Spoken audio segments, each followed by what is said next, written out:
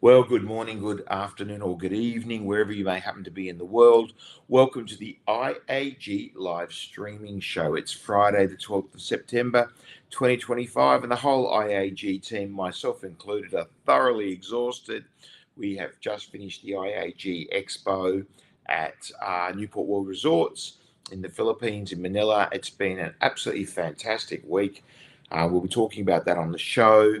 And to help me go through all of that and a few other stories from the week, it is IAG's managing editor, Ben Blashkin. And we're going to do a very technical switch to Ben now by me swiveling my laptop and bringing Ben in. Here he is right here. Hello, Ben. How are you? I'm good, Andrew. Yeah, I've actually, I think I've recovered a little. I had a couple of nights of slightly better sleep after the hectic few days of the expo. Yes, well, I did. And we actually had a Regulators event on the Thursday that we didn't publicise much. That was yesterday, which I chaired. So actually, it was a 3-day or 4-day, depending on when you count day one to be, show for me. And you attended that as well in the morning, or all day, or most of the day anyway. Yeah, 90% of the day. Yeah. Look, it was just the whole IAG Expo. It was our first time that we've done an exhibition. Third year here at Newport World Resorts doing the 2-day summit and the awards night, and of course the opening MAD. But this year we added the exhibition and we added the Regulators Day as well. So actually it turned out to be 5 events in 4 days. So all credit to the IAG events team. I think we just about broke Dorothy along the way there. Yeah, she didn't sleep a whole lot, she said, for a few days there. I think she got 1 hour one night and not much the next night either. Well, a few of the girls are off on holiday to a nice location nearby for best part of next week, so I think they've well deserved that, well earned that, and we'll be in Lisbon next week. We will, yeah. It doesn't stop. Off we go. No rest for the wicked. We're going back to Macau later today, and we're taking our complete iGaming editor, Hannah Ganajay Stewart, or Ganajay, actually, I think it is Hannah Ganajay Stewart, to Macau for her first ever. She's from the UK. Her first ever trip to Macau. Yeah, I think it would be quite an eye opener for Hannah. But yeah, very, very valuable for her to have a look around Macau, and yeah, looking forward to showing her the sights tomorrow. Yes, IAG and the wider Complete Media Group organisation, Complete Media Group being the new parent of IAG from January 1 this year. We're getting more and more international, aren't we? We've got CDC in the US. We've got Complete iGaming, which is kind of a global brand. Although we only cover the Americas and Asia Pacific in theory, that covers the iGaming industry. But a lot of those companies are based out of the UK too, aren't they? They are, yeah. And I think our global reach is shown on our travel schedule over the next few months, because we'll be in Vegas very soon too. We will. Of the gaming world. We will, yeah. So one full day in Macau, and then we're all on a plane from Hong Kong to what's a couple of to Lisbon. That's it. Yes, not enough sleep. To Lisbon, a couple of Portuguese Lisbon. That's correct. And we'll be there for SBC, and then you're back to Australia. I am, but I do have to pop over to Bali for a friend's wedding in between before G2E. Oh, that's good. Yeah. And Hannah's off to the UK, and I'll be heading to Boston, of all places, I'm going to take the opportunity to visit Encore Boston Harbour, which I've never been to before. So I'm quite excited about that. And they're going to look after me there and meet a few of the executives there and go and have a nice dinner and just generally see that property. Then I'll be down to New York for a few days, even up to a week, and then over to Vegas for G2E, where I'll meet you. Yes. Yes. And we have a great session at G2E. I'm speaking at G2E. I'm moderating a session. We're lucky enough to have the chairman of this property where we are sitting, the chairman of Newport World Resorts, or I should say Travelers Hotel Group. Travelers, help me out. Travelers International Hotel Group. Travelers International Hotel Group, Inc. Yes, TIHGI, they call it. And that's the company that owns and operates Newport World Resorts, sister company to Mega World, Emperador, and Golden Arches, McDonald's, brandy manufacturer, and a massive real estate and construction company here in the Philippines, all under the AGI Alliance Global Inc. Banner. Anyway, be moderating that session with Kevin Tan, also Kevin Clayton, Galaxy Entertainment Group's Thailand Supremo, and Ed Bowers, of course. Ed Bowers in charge of all sort of international development for MGM. So that's going to be a high-powered panel on Wednesday, October the 8th. Please check the G2E website for the exact time. I do think it is 3:10 p.m. if my memory serves me correctly, but I may not be quite right on that. We'll also be running the Day Zero party on Sunday, the October the 5th at 6:30 p.m. till 8:30 p.m. So-called because it's Day Zero of G2E. And I think on the ticker below us there is some information about that. If you want an that's by invitation only, but if you're watching this and you'd like an invitation and you're going to be in Las Vegas on October the 5th, just let us know. So I think one way to do this, let's see if we can get this working technically. Of course, we should introduce our intrepid studio producer, who is actually just sitting right next to us right there, Oscar Guerrero. Come in, Oscar. Look, let's prove that we're in the same place. There we go. Hang on, it's not really working. Hang on. Yeah, but we are. There we go. There's my hand. Okay, you put your face around here. There you go. There's Oscar. Okay. So, yes, we are actually all in the same room at the same time, which is a pretty rare occurrence these days, actually. Yeah, exactly. Yeah, that we're all in the same place at the same time. So, Oscar, let's see if we can get this to work. Let's bring up the day one highlights video and just run it for a little while. Let's see if this works. So we don't have sound, right? Okay, so this is it's very quick, isn't it? Yeah. Why don't you just pause it somewhere nice? There's a good spot. There's a good spot. Just pause it, Oscar, somewhere. That'll do. So let's start at the beginning. Let's just run through for the people who weren't at the show how it went. I mean, overall, I thought it was fantastic. What were your general thoughts, Ben? I mean, first of all, just overall on the IAG Expo. Well, look, I think it was a really great week. We had a lot of the industry here, many people here. In fact, the numbers were pretty strong. It's our first year. We're a little bit unsure about what to expect, but the numbers were strong. Feedback also really strong from our exhibitors. Just really impressed with the first exhibition that we've run, the potential of the show. They could see the potential of the show, and a lot of positives to emerge. I think obviously we'll work very hard to improve it again, to grow it again next year. So I'm actually, it's great to get the first one done. I'm really excited about what next year will bring. Look, I was worried the numbers might have even been in the hundreds rather than the thousands. They weren't. They were in the thousands, so that was good. And as you say, it was our first ever show. We didn't really know what to expect from the exhibition. First ever exhibition. I mean, we've run over 100 events in the history of G2E. We've been running a solid events business for a long time now. We've done, and we've been a super vendor for other shows. So it's not like we don't know what we're doing, but we had never run an exhibition before. Yeah, that was the difference. I mean, I think we saw with the summit that, it's our third year of doing the summit. Yeah, Summit was pretty solid. Yeah, it was pretty solid. Yeah, it showed we're in a bigger space as well. It was a really great layout, actually. I think the way the whole all the many events that form the IAG Expo came together was exceptional. And we'll speak about the award shortly, but geez, that was a great night. It was, and it just gets better and better. We were in much larger venues. The last 2 years we've been in the Hilton Ballroom, which is a great venue, but it's only set up, I think it's only 500 square meters, and not really. We were packed in like sardines last year, weren't we? Because the first year we'd had 195 people at the awards. The second year we had 240, and we were really packed in like sardines. Now this year we had 290, so next year it'll definitely be over 300 at the awards. That was a great night. And the Summit venue being 50% larger, it wasn't completely full every day. Certainly, I mean, even for the keynotes, it wasn't absolute. It was quite full, but there still were available seats, and that augurs well for the future because we've got room to expand into.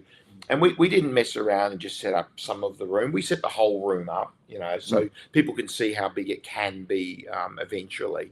So that was really good. So let's sort of go through it chronologically. So the MAD on Monday night, Monday the 8th of September, we held Manila After Dark at Casa Buenas, a great venue. What did you think of that?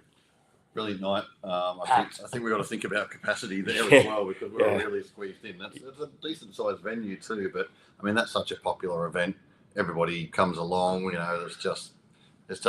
mean, we're struggling to fit people into that event. It set a new record, didn't it? It did. It was the highest attended MAD ever in the 31 MADs. That was the 31st MAD we'd ever run. The first MAD was held in mid-February 2019. There's a good IAG trivia question for you. Where was the first ever MAD? It was actually at Duffy's at Broadway in Galaxy. Our good friend Kiran Carruthers. Who, by the way, was at this week's festivities. I spoke to Chief Hospitality Officer of Newport World Resorts, John Lucas, and we're definitely doing MAD somewhere else next year. It's just not big enough now, and as you say, it is a big venue, but we had, I'm a little bit embarrassed to say how many we had. It was because we kind of said we would have told Newport we would have less, but it got out of control, didn't it? We had 300 there, I think, even over. Yeah, I mean, I think we had 17 or 18 sponsors, which shows people just determined to be part of that show. They recognise the networking opportunity, and just a great way to kick off the week. Really, so we had everyone. Actually had 19. Actually, in the end, there was 19 sponsors in total. Yeah, so 19 companies supporting in one way or another. So.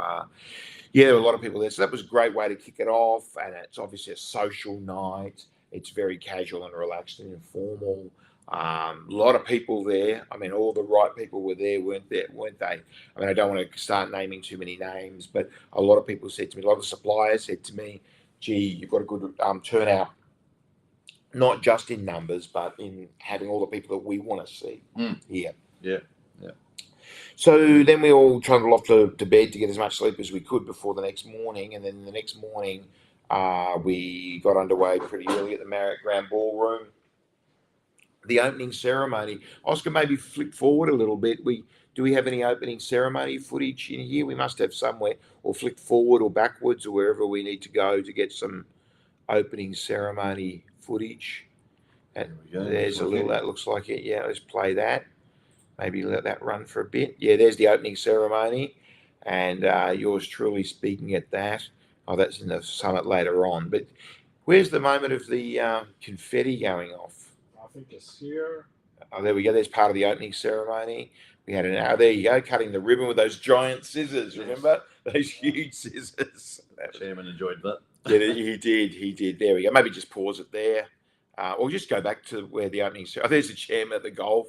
Let's go back to the opening ceremony for now, and just pause it there. There you go. There's a good shot with the confetti going off. So we had the chairman there, Chairman Tengco at the opening ceremony. We had Nilo Fideas Rodriguez, the CEO of Newport there.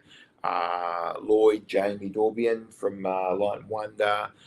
Bruce Winton, I should say, the general manager of the Marriott. Hasn't Bruce been good, and his whole team been good this week? It's been great. Yeah, it's been everything's gone smoothly. No ask has been too much. It's been wonderful. Yeah, Look at those huge scissors in the hands of the chairman. He's wielding them like a weapon.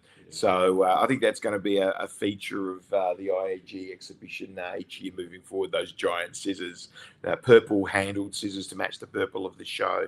So look, it was a great opening ceremony. That confetti went everywhere. I had confetti in my mouth and all over the place. And then we went on a tour around the floor of the show. Perhaps we could talk about the floor of the show a little bit. Yes. Oscar, you want to see if you can find some footage in the highlights reel there of the show floor a little?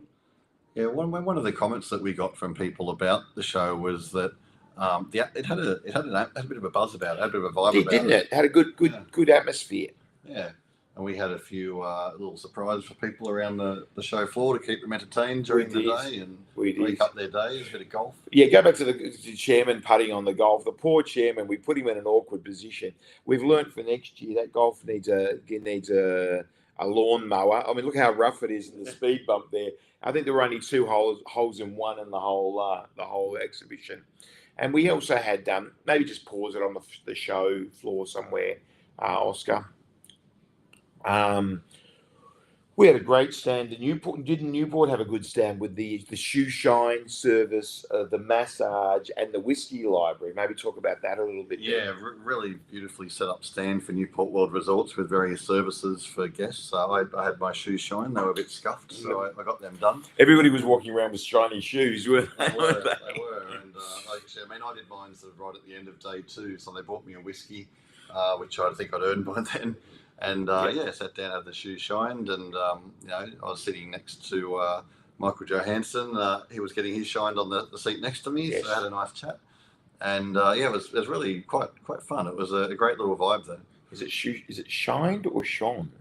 It's shined. I think it is shined. Good one for ChatGPT.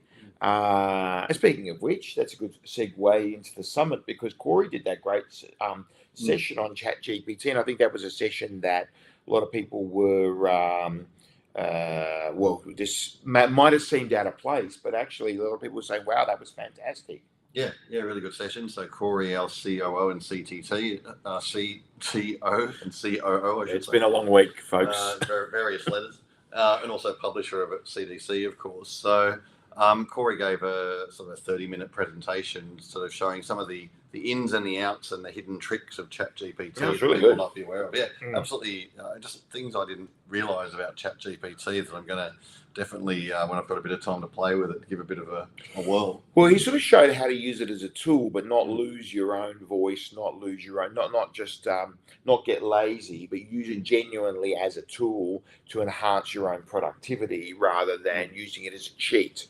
So I think that was really, really, really good. Maybe Oscar just let it keep running there. There's the chairman shaking Olivia Lee's hand. Olivia from Mega Fortress, of course. Oh, there you go. Into the yeah, hold it there at the summit. That's quite nice. There's Big Evan Spitmar at the front. Is it Spitmar or Spitmar? Spitmar, I believe. I thought it was Spitmar, but then somebody said Spitmar the other day. I thought, oh, maybe I've been saying it wrong all these years. But look, we had a good crowd, especially for the earlier. I mean, typical in these summits, you have bigger crowds earlier on, then they thin out a little bit as it goes on. But wasn't the content that was the highlight of the show for me? Oscar actually in the making of video. Oscar made a making of the IAG Expo video, which no doubt he'll cut and will release later in the year.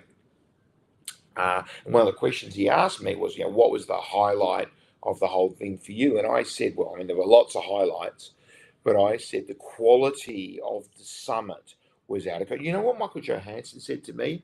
He said he's sending 14 people to G2E Las Vegas next month, and obviously we'll be there too. And he said he said the relevance of the information at the IAG Academy Summit was so much more relevant to him and his business and Asia. He'll send those 14 people to our show next year. Yeah. So that's really encouraging for us. I mean, let's face it, we put a lot of effort, a lot of time into putting that summit together. We put a lot of thought. Now, there's no session where we go, just whack that there, just whack that there. No, there was no filler session, was there? Every single one. Yeah. I mean, the very last session of the summit was one I moderated on foreigner-only casinos, and we had Chen Si from Inspire and Alan Teo from Hoyana. I mean, it's two CEOs of their companies. Yep. And that's the last session of the summit, but that sort of highlights the strength that we maintained throughout.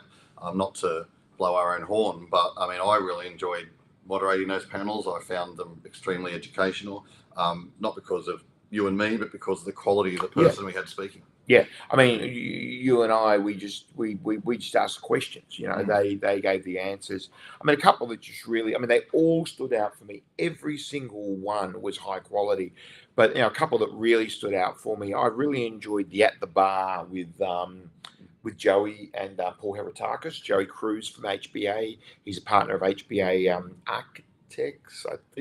I think they describe themselves as more than just architects, but they do design for IRs. Joey specialises in IR design. They did Casabuenas, by the way. Oh, right. So And they're doing Nara Palms. Right. Yeah, they're doing Nara Palms here at Newport. And Paul Heritakis from West Architects. Paul had a nice Mexican meal with him in Vegas a few months ago and asked him if he would come and speak. And he did. And that was just a great session. There are a couple of guys that don't normally speak on these things. And what a great session that was. It could have been an hour longer, honestly. The other one I really enjoyed was the non-gaming to gaming with Dr. Ivan Adichie, the let me get this right, SVP of Hospitality at MGM, Roger Lionhard, the EVP of Hospitality at Galaxy Macau. So, the most senior person for non-gaming in both of those businesses. And also David Baxley, who is quite a legend in the entertainment space for IRs. He's been doing all the entertainment for Sands in Macau and Singapore for 20, I'm guessing, but I want to say 20 years. Really, really clever guy as well. So the three of us had a great panel about how non-gaming is driving gaming revenues. Thought that was a really interesting one as well. That was brilliant, yeah. I mean, David gave some insights in particular that I found, really fascinating into. I mean, we've been speaking a lot about how entertainment has been driving revenues in Macau. David spoke to that quite a lot, and he spoke about the challenges of programming in these arenas. 365 days a year is challenging. And he spoke about his thoughts on how that may play out in the future. And I'm actually going to write a bit about that over the next few days, so I won't spoil that, but he gave some great insights. Yeah, it was fantastic. And so the summit was really good. We had a 2-day summit. I mean, honestly, that could easily have been a 3-day summit. I don't think you want a 3-day exhibition. I think everybody's very happy with a 2-day exhibition. I think 3-day exhibitions, their time might be coming to a close because the day 3 is always dead, and it costs a lot of money for these companies to exhibit. And that's one of the things about the IAG Expo that we wanted to make differently. We wanted to listen and not just do what's always been done, but do what's appropriate and what's right for now, for this, the 21st century. And what we've been hearing over and over and over again from exhibitors is they don't want 3-day exhibitions. They want 2-day exhibitions. Really, in some ways, I think they want 1-day exhibitions, but you kind of have to have a second day. All right, the second day is always slow, but the third day is really almost a waste of time in a lot of these exhibitions. Yeah, I think that might be linked to some government rebates that require a third day. Is that what it is? So there's a little bit around that in certain instances. We don't get any government rebates. No, exactly right. I spoke exactly about that fact with a few exhibitors about, how are you feeling about this being 2 days? And they said, love it, love the 2 days. Yeah. It's. I mean, you've got to give what your customer wants. You've got to listen to your customer and understand what's good for their. In a B2B business, you understand what's good for their business and then deliver it. So that's good. But I think our summit could be 3 days. There's the quality of the information. Some of those sessions we pulled them up. We could have talked for another hour. But as Evan said to me as well, you got to leave people wanting more. So exactly right. Yeah. So here's some footage. And didn't the chairman give us a lot of support and say nice things? Oh, chairman had a great time during the week. He did. Yeah, I think he was in fine form at the awards, having a good time. He did. He was towards the end of the awards. He was a little bit tired and emotional, which I think Australians might know what that's code for. Tired and emotional. No, he was great, honestly. And what a nice thing he said in his keynote. He said, as long as he is chairman and CEO of Tengco, he will support this event. And he was very, and he made some announcements in his keynote that then Tengco put out in a press release. Do you want to talk about that? I think we're going to talk about that in a minute. Yes, we are going to bring that up. Sure. All right, we'll get to that. The awards. Let's go forward to the awards. So I don't think the awards are in this video. No, they're not in this video. So let's talk about. Just play this through, I think, Oscar, while we talk about the awards. So. Well, there's a couple of the bar sessions. Yeah. Unique format developed. Just play it through, Oscar. A unique format developed by IAG that everybody loves. Although they were all saying the bar's too high, and we're just seeing these heads poke over. So we'll adjust that for next year. We've got a long list of things that we want to improve for next year. So we're already working on that. I just noticed the 2025 signage that we had there that Evan may have stolen at the end of the show and run down the hall with to the Marriott lobby. Yes, yes. We probably should not talk too much about that. Okay. Oscar, do you want to queue up the day 2 one? And while you're doing that, Ben, talk about the awards for you. I thought the awards was probably the highlight for me. I just thought it was a really fun night. Everybody was in a great mood.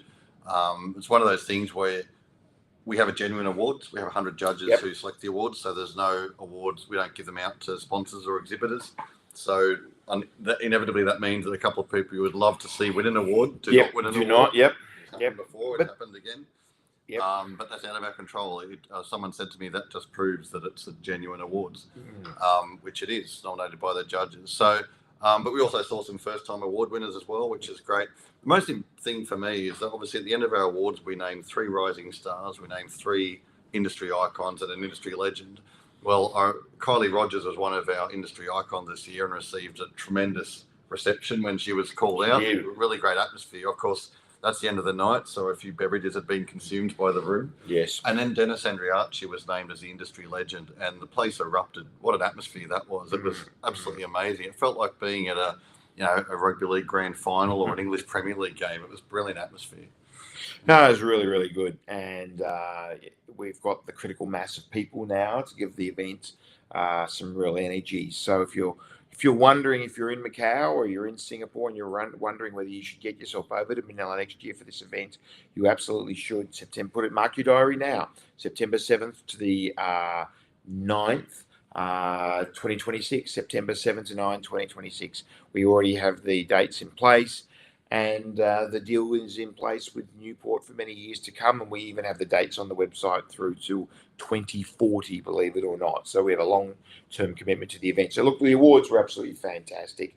And then at the invitation of Padcore and with some other regulators there, we also had a regulators day yesterday on the Thursday that the general public wasn't invited to, or the general industry wasn't invited to. It was just for regulators. We won't go into that into great detail. Technically, that's not part of the IAG Expo, but it's certainly tacked on to the end of it, and we organised everything. And we had our closing cake. I just saw there our closing cake ceremony. There's Evan, and yes, there's a little bit of fun being it. There's nothing wrong with having a bit of fun, and that industry is about fun. As long as the balance between professionalism and fun is good, we're happy. There's Nielo giving his keynote, day 2. It was fantastic. He's a nice guy. Gee, I actually ran into him last night, and we were talking about the event, and he was wrapped. All right, Oscar, I think you've played. Just let that play. There's the one with Ivan and Roger and David. That was a great one. We had our golf there. Anyway, let's move forward. Let's move on. So look, because we talked about the show at great length and wrapped up the show there, we're just going to pull out 4 stories from this week that we think are of particular note. What's the first one of those, Ben, again? There we go. MGM China offering players mini Labubu toys. Look, I don't know anything about this, so over to you. Well, I must say, when I wrote this story, this came from a note from a Citigroup on Monday, and maybe my head's been in the sand, but I know nothing about Labubu. But I was educated very quickly by Corey, who knows all about them for some strange reason. Okay, that's concerning. So Corey educated me on what Labubu were and how popular they were across China and Asia. So now I know something I didn't know before. So look, this is I think just another example. 871 views. Wow. Look, I think this is another example of MGM China just finding new and creative ways to attract customers. They're innovating, and it's just small little ideas like this, but they seem to be working. They've done very well, MGM China, as I've said a few times before. Before the concession renewals and even before COVID, they were always sort of bottom. I hope they don't mind me saying this, but they were sort of consistently bottom of the pack. And then something happened. Don't know what happened, but Kenneth Fung, Hubert Wang, obviously Pansy. Antonio Manano, Tian, they've just done a great job. And sure, the 200 extra tables helped, but it's not just that. It's not just that. I mean, we've spoken to Kenny about this at length, and he's sort of explained to us his vision and how he sees this. And it's very impressive. You can tell he's very passionate about it. And everything he says makes a lot of sense about the way MGM is approaching everything. And this includes their, upgrading rooms, their designs, how they, attention to detail. Very impressive. I mean, I just think MGM is really leading the way at the moment in this field in terms of this new Macau that we've got in 2025. Yeah. And they've developed that new product. Is it Apex? Apex, the new product? Yes, I think it's Apex. Apex, yeah. And then also Kenny described the way they've redesigned the floors to flow through both MGM on Macau side and MGM on Cotai side. They've redesigned the floors to make them all level all the way through. And you go in there and it's just packed in there whenever you go in there. So they're doing something right, MGM. And, that's a function of a highly competitive environment. We've got a uber competitive environment in Macau, and that's good for business. The two biggest markets in the world are Macau and single city markets in the world are Macau and Las Vegas. And it's no surprise they're probably the two most competitive markets in the world. So competition is good for business, and good on MGM for all the stuff that they're doing, including Labubu. So, yes, I don't know if I'll be rushing out to get a Labubu, but whatever works, and if it's popular in China, it works. Just redeem your play points at MGM, Andrew. Okay, well, it sounds like we're advertising MGM. We honestly went on. We deal with all 6 of them. Okay, what's the next one? Oscar or Ben? Perhaps you need to tell.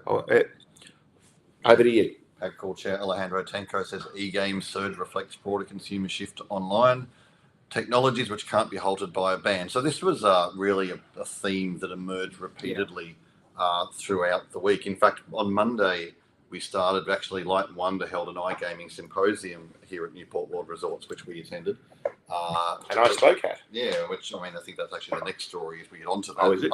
But it sort of started that theme of talking about the e-game sector at the moment. Of course, we know that this is a subject to a Senate hearing at the moment.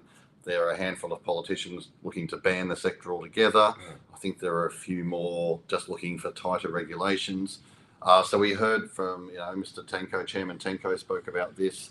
Nilo spoke about this. We had a remote gaming session that was very well attended, and some really great, content came out of those. So this has been the discussion of the day about, really pushing for regulation is the way to go forward, not a ban. As the chairman said, you can't achieve your goals by banning it. You really have to regulate it. Yeah, there are some concerns around the proliferation of online gaming in the Philippines, and those concerns are justified. And I think as Lau Kok King, our speaker from Singapore, who spoke very eloquently both yesterday and during his IAG Summit presentation, said, Singapore took the right attitude here. Oscar, maybe scroll back to the top again so we can see the beautiful face of Mr. Tengco. Banning just doesn't work, and putting controls in place. They've already done some good things here. They've taken down all the billboards. They thought that was a little bit too much. They've required that all advertising for online gaming go through the Advertising Standards Council here in the Philippines. So taking a balanced approach is probably the way to go.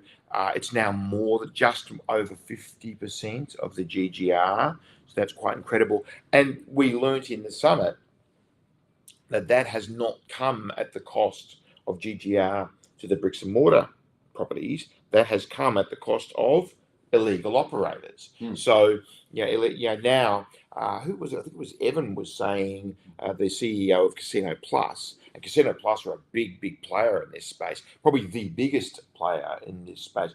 Well, them and Bingo. Well, DigiPlus is DigiPlus. significant. Let's say DigiPlus, the wider DigiPlus Casino Plus organisation. But he was saying it's got very interesting because the balance between the black, illegal, unregulated market and the legal market is now, it used to be 90-10, well, now it's come to about 50-50. So now suppliers are wondering which camp to go for. Well, the interesting point that Evan made too, I mean, Evan's sort of right at the heart of this, as you say, so he's got some very strong views on it.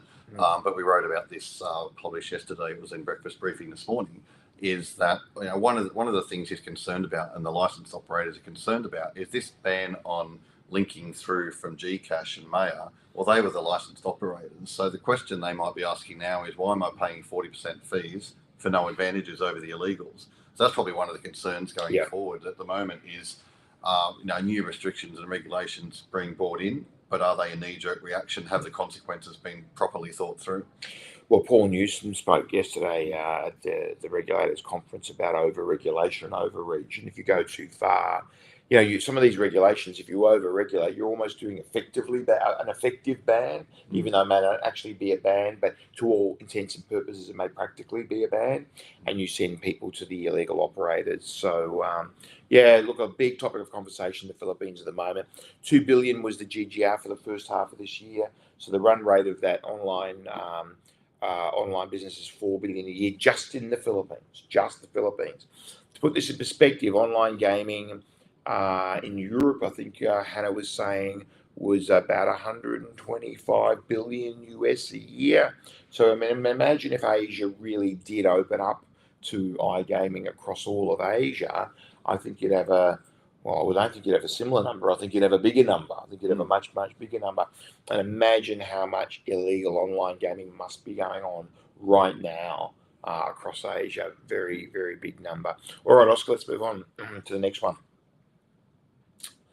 Light & Wonder become the first accredited iGaming content supplier. So this was, as you mentioned, Light & Wonder took the opportunity of the IAG Expo to run their own small event. They ran an iGaming symposium on Monday the 8th before we all trundled off to MAD. And I spoke at that towards the end of the day.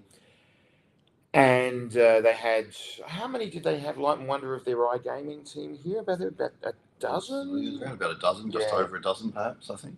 I think their total crew here might have been 40 or 50 people, and about a dozen of them were iGaming people. And they talked about what they're doing in iGaming. So they've now been licensed as an accredited supplier, the very first one for iGaming in the Philippines, by PADCOR, of course. And they've entered the market. There's a picture of the event that we were at. I guess a pretty well attended event, actually, for a small sort of side room off the side of the main room symposium. I think perhaps 100 people in the room, something like that. Yeah, they obviously had some of the land-based operators who are delving into the online space there, sort of to see their pitch. Obviously, I think the license is as a supplier and an aggregator, so they're providing aggregation service as well for online games.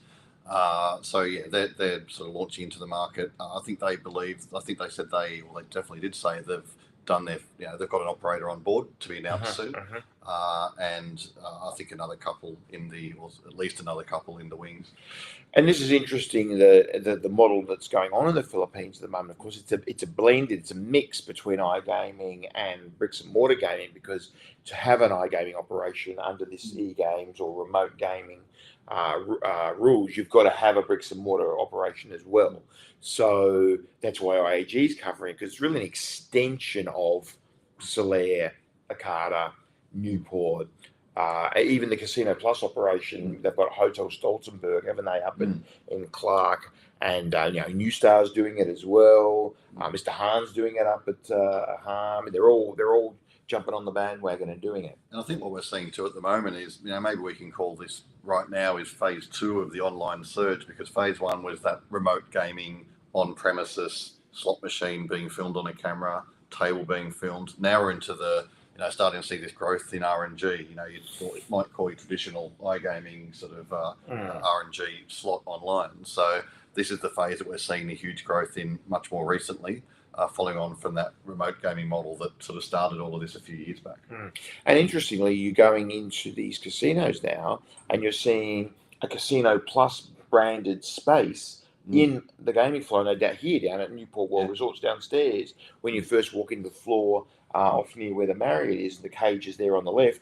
On the immediate right is, I don't know, it's about 3 or 4 tables and about maybe 30 or 40 slots with no players, just cameras pointing at the tables. Branded Casino Plus. Obviously, they've done a partnership with Casino Plus there, and all the players are the Newport players back home on their computers. Obviously, those players have player cards at Newport, and that's repeated in other properties around the Philippines, the other brands. It's not just Newport.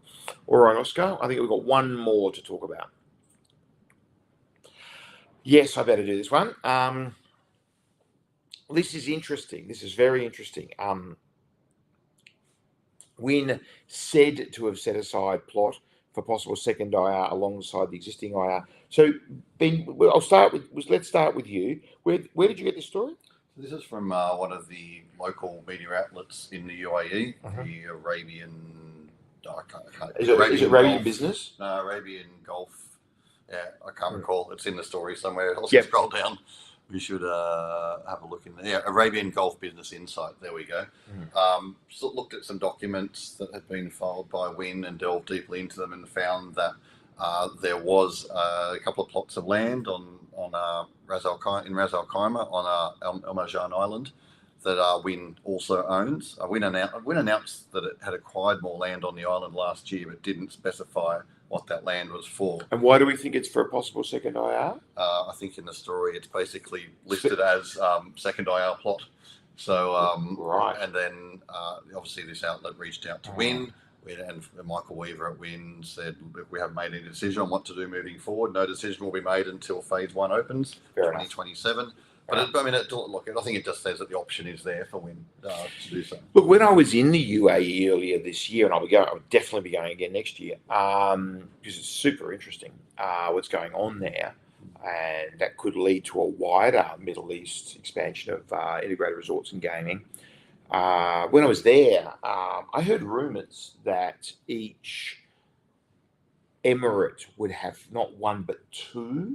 So there were, there was sort of,